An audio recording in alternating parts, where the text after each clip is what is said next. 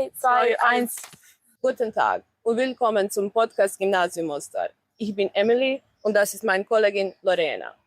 Heute interviewen wir unsere Schülerinnen Ružica Kelava und Nina Michal.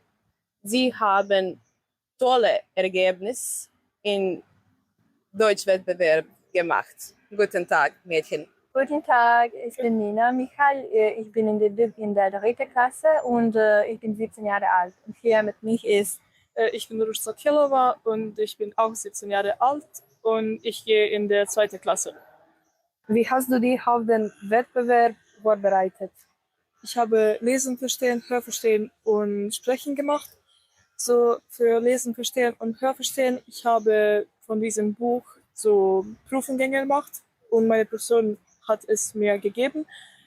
Und ich habe auch Online-Tests gemacht.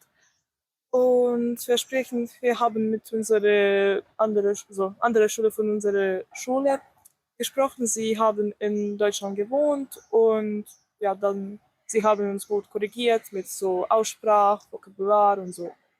Welcher Teil war für dich am schwierigsten? am schwierigsten finde ich das Lesen verstehen. Das Texte sind sehr kompliziert und die Worte waren schwierig. Und ja, Ist Deutsch wichtig für dich? Es ist sehr wichtig für mich, weil ich nehme es jeden Tag. Wenn ich spreche mit meiner Familie, ich muss auf Deutsch sprechen, weil sie können kein Deutsch, sie können kein gerades Stück mehr leid.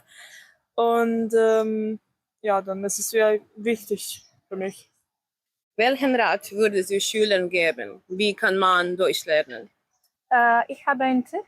So, mein Tipp ist, dass man muss jeden Tag ein bisschen Deutsch lernen, hören oder sprechen.